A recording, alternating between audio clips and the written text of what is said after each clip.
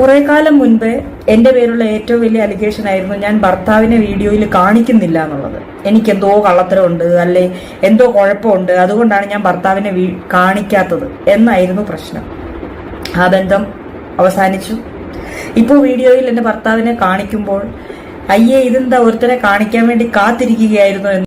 ദീപ്തി സീതത്തോട് അപ്പൊ ഇവർക്കെതിരെ വരുന്ന പല രീതിക്കുള്ള ആരോപണങ്ങളും കാര്യങ്ങളൊക്കെ ഉണ്ട്. അതായത് ഇവർ ഈ ഭർത്താവ് റിലേറ്റഡ് ആയിട്ടൊക്കെ വരുന്ന അപ്പൊ ഇവരൊരു കേസ് എടുക്കണമെങ്കിൽ ഇവർ മുന്നേ ഒരു കല്യാണം കഴിച്ചതായിരുന്നു. അത് കഴിഞ്ഞിട്ട് അത് ഡിവോഴ്സ് ആയിട്ട് പിന്നെ അവരിപ്പോ മറ്റേ ആദിവാസികളുമായിട്ട് റിലേറ്റ് ചെയ്തിട്ട് അവർ കുറെ അവർക്ക് ഹെൽപ്പും കാര്യങ്ങളൊക്കെ ചെയ്ത് അങ്ങനെ പലരുടെയും മനസ്സിൽ കയറി കൂടിയ ഒരാളാണ് ഈ പറഞ്ഞ ദീപ്തി സീതത്തോട് എന്ന് പറയുന്നത്. പിന്നെ ഇപ്പൊ അവര് ഈ അടുത്താണെന്ന് അവരുടെ അടുത്തൊരു കല്യാണം കഴിഞ്ഞു. അപ്പൊ കല്യാണം കഴിഞ്ഞിട്ട് ഇപ്പൊ ഇപ്പൊ വന്നിട്ടുള്ള ഹസ്ബൻഡിനെയും കാര്യങ്ങളൊക്കെ വീഡിയോസിനകത്ത് കാണിക്കാറുണ്ട്. പക്ഷേ ഇപ്പൊ കഴിഞ്ഞ ദിവസം അവരൊരു വീഡിയോ ഇട്ടിട്ടുണ്ടായി. ആ ഒരു വീഡിയോനകത്ത് അവരവരുടെ മുൻ ഭർത്താവിൽ നിന്ന് അവർ എക്സ്പീരിയൻസ് ചെയ്ത കാര്യങ്ങൾ പലതും അവർ പറയുന്നുണ്ട്.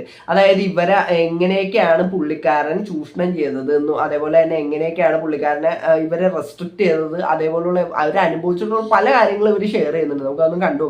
അങ്ങനെ കുറച്ച് ദിവസം കഴിഞ്ഞപ്പോഴത്തേക്ക് അപ്രതീക്ഷിതമായി പുള്ളി എന്നെ ഉപദ്രവിച്ചു എന്ന് പറഞ്ഞാല് എങ്ങനെ പറഞ്ഞാൽ ഞാൻ ആകെ അങ്ങ് ഷോക്കായി പോയി. കാരണം വീട്ടിലൊന്നും നമ്മളിങ്ങനെ തല്ലേണ്ട അവസ്ഥയോ കാര്യമൊന്നും വന്നിട്ട് ഒരു കാരണമില്ലാണ്ട് ഉപദ്രവിച്ചു. അപ്പോൾ ഒരു സ്റ്റാർട്ടിങ് പുള്ളിക്ക് കിട്ടിയല്ലോ.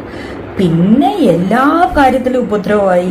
എനിക്ക് ഇട്ടെറിഞ്ഞ് പോകാൻ പറ്റും. ഈ കല്യാണം എന്ന് പറയുന്ന ഒരു സംഭവത്തിന്റെ ഏറ്റവും വലിയൊരു വിഷയമായിട്ടും, അതായത് മെയിൻ ആയിട്ട് ഇപ്പൊ ഇവരുടെ കല്യാണം എന്നൊക്കെ പറഞ്ഞാൽ അത് കുറച്ച് വർഷങ്ങൾക്ക് മുന്നെയാണ്. ഇപ്പൊ പിന്നെയും മാറി വരുന്നുണ്ട്. പക്ഷെ മുമ്പത്തെ കാലത്ത് എന്നൊക്കെ പറഞ്ഞു കഴിഞ്ഞാൽ ഇപ്പൊ ഒരു കല്യാണം കഴിച്ചു കഴിഞ്ഞാൽ ഇപ്പൊ ഭർത്താവിന്റെ ഭാഗത്തുനിന്ന് എന്തൊക്കെ ഉപദ്രവങ്ങളും പീഡനങ്ങളും ഉണ്ടായി കഴിഞ്ഞാലും പിടിച്ചു നിൽക്കണം എന്നുള്ളൊരു സംഭവം ഈ സ്ത്രീകളുടെ മനസ്സിനകത്ത് ഉണ്ട്. അപ്പൊ സ്ത്രീകളുടെ മാത്രമല്ല, ഇപ്പൊ പുരുഷന്റെ ആണെങ്കിൽ ഈ പുരുഷന് അനുഭവിക്കുന്നത് പലരും പറയാൻ മടിക്കുന്നുണ്ട്. പക്ഷെ നമ്മൾ കൂടുതലും കാണുന്ന സ്ത്രീകളുടെ കേസായതുകൊണ്ട് പറയാനാണ്. ഇപ്പൊ സ്ത്രീകൾ പലരും ഈ കല്യാണത്തിൽ നിന്ന് വിട്ടുപോകാനായിട്ട് അവർ മടിക്കും, അല്ലെങ്കിൽ ഡിവോഴ്സ് ചെയ്യാനായിട്ടൊക്കെ അവർ മടിക്കുന്ന ആ ഒരു സംഭവമാണ് ഈ ഹസ്ബൻഡുകൾ ചൂഷണം ചെയ്യുന്നത്. അപ്പൊ അതാണ് നമുക്ക് ഇവിടെ കാണാൻ പറ്റുന്നത്. അങ്ങനെ ഇരിക്കെ ഒരു ദിവസം എന്ത് പറ്റിയെന്ന് പറഞ്ഞാല് ഞാന് എന്തോ ഫുഡിന്റെ ഇറിറ്റേഷൻ വന്നിട്ട് ഞാൻ ഛർദ്ദിച്ചിട്ട് നേരെ തറയിലങ്ങ് തല കറങ്ങി വീഴുമ്പോൾ ഞാനും അയാൾ മാത്രമേ ഉള്ളൂ.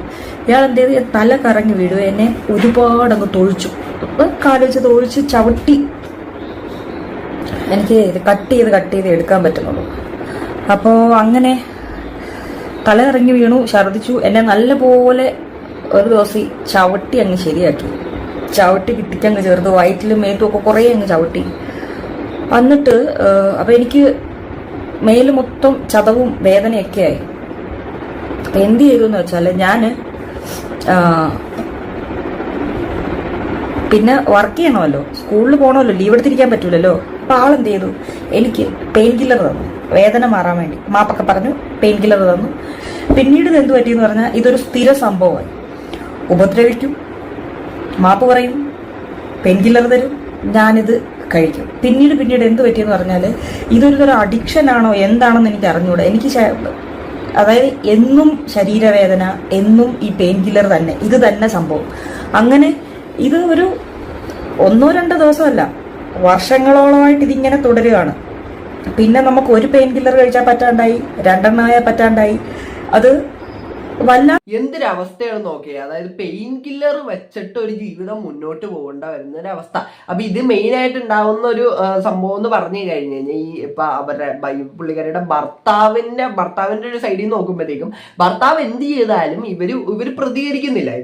ഇവരിപ്പോ തല്ലിയാലും ഇടിച്ചാലും എന്ത് ചെയ്താലും ഇവരുടെ ഭാഗത്തുനിന്ന് ഒരു പ്രതികരണം ഉണ്ടാവാത്തടത്തോളം കാലം അപ്പൊ പുള്ളിക്കാരനൊരു എൻകറേജ്മെന്റ് കിട്ടണാണ്. അപ്പൊ അതൊരു സാഡിസ്റ്റിക് മെന്റാലിറ്റി ആട്ടോ. അത് നമ്മൾ ഒരാളെ ഉപദ്രവിച്ചിട്ട് അതിൽ നിന്ന് നമുക്കൊരു ആനന്ദം കിട്ടുന്നുണ്ടെങ്കിൽ അതെന്ന് പറഞ്ഞാൽ ഉറപ്പായിട്ടും അതൊരു സാഡിസ്റ്റിക് ആയിട്ടുള്ള മെന്റാലിറ്റിയാണ്. അങ്ങനെയുള്ളവരെന്ന് പറഞ്ഞാൽ നോർമൽ അല്ല അവരെന്ന് പറഞ്ഞു കഴിഞ്ഞാൽ. ഇപ്പൊ പുള്ളിക്കാരി തല കറങ്ങി വീഴാൻ പോകുമ്പോഴും പുള്ളിക്കാരനെ ഇട്ട് ചവിട്ടി തൊഴിക്കുക, എന്നിട്ട് അത് കഴിഞ്ഞിട്ട് അവസാനം സോറി പറഞ്ഞിട്ട് പിന്നെ പെയിൻ കില്ലർ കൊടുത്ത് പിന്നെയും റെഡിയാക്കി അങ്ങനത്തെ ഒരു രീതിക്ക് പോവാന്നൊക്കെ പറഞ്ഞ് അവരൊന്നും നോർമൽ അല്ല എന്ന് ഞാൻ പറയുള്ളൂ. ഒരു ദിവസം അപ്രതീക്ഷിതമായിട്ട് ആളുടെ ഫോണ് എനിക്ക് എന്തോ പുള്ളി ഫോണിൽ ഓരോ ഫോട്ടോസൊക്കെ ഇങ്ങനെ കണ്ട് മെയിലിൽ നിന്നൊക്കെ ഓരോന്ന് കണ്ടിട്ട് ഫോൺ അവിടെ വെച്ചു.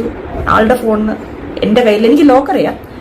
ഞാൻ നോക്കുമ്പോൾ ആള് ഒരു സ്ത്രീ, 2 കുട്ടികൾ, അതായത് ഒരു ഫാമിലി ഫോട്ടോ. ഞാൻ കണ്ട് ശരിക്കും ഞാൻ ഷോക്കായിപ്പോയി. കാരണം അത്യാവശ്യം വലിയ കുട്ടികളാണ്, നല്ലൊരു ഫാമിലി ഫോട്ടോ തന്നെയാണ് പുള്ളിക്ക്. അപ്പം നമ്മൾ ഡി അഡിക്ഷൻ സെന്ററിൽ നിന്നൊക്കെ വന്ന സമയമാണ്, 2ാമത്തെ ട്രിപ്പ് വന്ന സമയമാണ്. ആ സമയമാണെന്നാണ് എനിക്ക് തോന്നുന്നത്. അപ്പോൾ ഞാൻ എന്നിട്ട് പുള്ളിക്ക് ബോധം വന്ന് റേഡിയേഷൻ സെന്ററിൽ നിന്ന് വന്നു പറഞ്ഞിട്ട് പുള്ളി നോർമലായിട്ടില്ല കേട്ടോ. പുള്ളി വീണ്ടും ഇത് തന്നെ പരിപാടി നോക്കിയപ്പോഴത്തേക്ക് അത് പുള്ളി എന്താ ചെയ്യുന്നതെന്ന് എനിക്ക് അറിഞ്ഞൂടാ. ആൾക്ക് മണമൊന്നും വരത്തില്ല, കള്ളിന്റെ മണമാട്ടെ ഇങ്ങനത്തെ സംഭവമൊന്നുമില്ല. പക്ഷെ ആള് നോർമലല്ല. ഞാനിത് കണ്ട കാര്യം ഞാൻ പറഞ്ഞു. അപ്പൊ എൻ്റെ അടുത്ത് ഇരുന്നിട്ട് കുറെ കാര്യങ്ങളൊക്കെ പറഞ്ഞു. അപ്പോഴാണ് ഞാൻ അറിയുന്നത് പുള്ളി കുറെ വർഷങ്ങൾക്ക് മുന്നേ കല്യാണം കഴിച്ചതായിരുന്നെന്നും ഞാനും പുള്ളിയും പരിചയപ്പെടുന്ന സമയത്തിന് കുറച്ച് നാൾ മുന്നേ ഉള്ള ഫോട്ടോയാണ്. അതായത് 2 ആമക്കള്, അത് ഭാര്യ.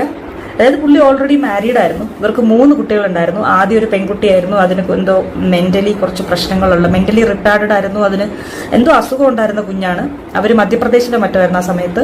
അവിടെ വെച്ച് മരിച്ചു. അവിടെ വെച്ച് തന്നെയാണ് ആ കുഞ്ഞിനെ അടക്കിയത്. അത് കഴിഞ്ഞുള്ള 2 ആൺകുട്ടികളാണിത്. ഇവര് ലീഗലി ഡിവോഴ്സ് ആണ്. ഇപ്പൊ എങ്ങനെ ഇരിക്കണ്? കല്യാണമൊക്കെ കഴിഞ്ഞ് ഇത്രം ഭാര്യനെ ഉപദ്രവിക്കുകയും ചെയ്ത് കഴിഞ്ഞിട്ട് ആണ് പറയുന്നത് ഈ പുള്ളിക്ക് ഓൾറെഡി ഒരു ഭാര്യയും കൊച്ചും കാര്യങ്ങളൊക്കെ ഉണ്ട്. അത് കഴിഞ്ഞിട്ട് ഇപ്പൊ ഡിവോഴ്സ് ആയതാണ്. അവരുടെ കുടുംബത്തിനകത്ത് അങ്ങനത്തെ പ്രശ്നങ്ങളുണ്ട്, ഇങ്ങനത്തെ പ്രശ്നങ്ങളുണ്ട്. എന്തൊരു അവസ്ഥയാണ് നോക്കി. ഇവരുടെ അപ്പോഴത്തെ ആ ഒരു മാനസികാവസ്ഥ എന്താണെന്നൊന്നും നിങ്ങൾ ആലോചിച്ച് നോക്കട്ടെ. ഒരു ഒന്നാമതേ ഭർത്താവ് എന്ന് പറഞ്ഞു കഴിഞ്ഞാൽ ഇത്രയും ഭർത്താവ് അത് ഇത് ഉപദ്രവിച്ച് ആകെ കൂടെ പ്രശ്നമായിട്ട് ഇരിക്കുന്ന ഒരു ഭർത്താവാണ്. അവരെ ഡി അഡിക്ഷൻ സെന്ററിനകത്ത് കൊണ്ടുപോയിട്ടൊക്കെ തിരിച്ചു കൊണ്ടുവന്നിട്ടൊക്കെ ഇരിക്കുന്ന സമയമാണ്.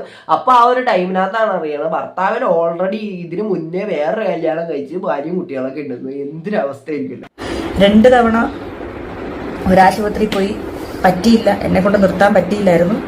ഇപ്പോൾ ഈ ഒരു കഴിഞ്ഞ കുറേ ദിവസം ഒരാശുപത്രിയിൽ സത്യം പറഞ്ഞ ജയിലിൽ കിടക്കുന്ന പോലെ, അല്ലെങ്കിൽ ഇത് നിർത്താൻ വേണ്ടിയിട്ട് ഇവിടെ തന്നെ സിസ്റ്റർമാരുടെ ഒരു ആശുപത്രിയിൽ പോയി, സത്യം പറഞ്ഞ ഒരു ജയില് പോലെയുള്ളവരുടെ അടച്ചിട്ടു എന്ന് തന്നെ പറയാം. അങ്ങനെയുള്ളവരിടത്ത് നിന്ന് അവിടെ നിന്നാണ് ഇപ്പോൾ എൻ്റെ ഈ ഒരു പെയിൻ കില്ലർ കഴിക്കുക എന്നുള്ള ആ ഒരു, അതായത് ശരീരത്തെ വേദന മാറി, വേദന എൻ്റെ ശരീരത്തില്ല എന്നുള്ളത് എൻ്റെ തലച്ചോറിനെ പറഞ്ഞ് മനസ്സിലാക്കിയതാണോ അതോ എൻ്റെ ശരീരത്തിൽ നിന്ന് വേദന എടുത്ത് മാറ്റിയിട്ടാണോ എന്ന് എനിക്കറിയത്തില്ല. എനിക്കിപ്പോൾ ഒരു കുഴപ്പമില്ല.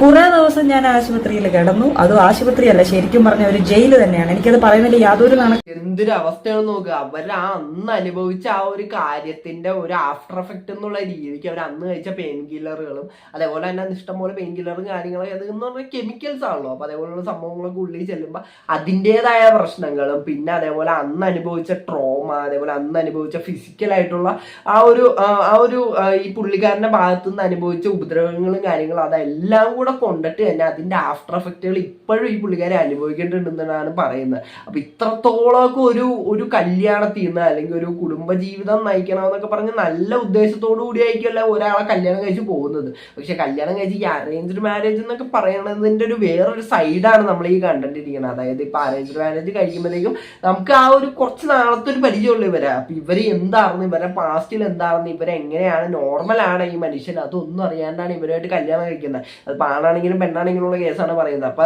നമ്മൾ മാക്സിമം നോക്കിയിട്ട് അല്ലെങ്കിൽ ഇപ്പൊ മാക്സിമം ഇവരെപ്പറ്റി അറിയാൻ ശ്രമിച്ചിട്ട് വേണം ഇതേപോലുള്ള കല്യാണത്തിലേക്ക് കിടക്കണം. അല്ലെങ്കിൽ ഇപ്പൊ ഇതേപോലത്തെ ഓരോ അവസ്ഥകളൊക്കെ വന്നു കഴിഞ്ഞാൽ വലിയ പാടായിരിക്കും. നമ്മുടെ ഇനി അങ്ങോട്ടുള്ള ജീവിതം തന്നെ ചിലപ്പോൾ ഇല്ലാണ്ടായെന്ന് വരാം. അപ്പൊ എനിക്ക് അത്രയോളം കണ്ടപ്പോഴത്തേക്ക് എനിക്ക് പറയാനുള്ളത്. അപ്പൊ എന്താണ് നിങ്ങൾക്ക് പറയാനുള്ളത് ഈ വീഡിയോയുടെ കമന്റ് ആയിട്ട്. അപ്പോൾ ഇഷ്ടപ്പെട്ടല്ലേ സബ്സ്ക്രൈബ് ചെയ്യാൻ പിള്ളേർക്ക് കാണുന്ന വീഡിയോ കാണുന്നവർക്ക് ടാറ്റ.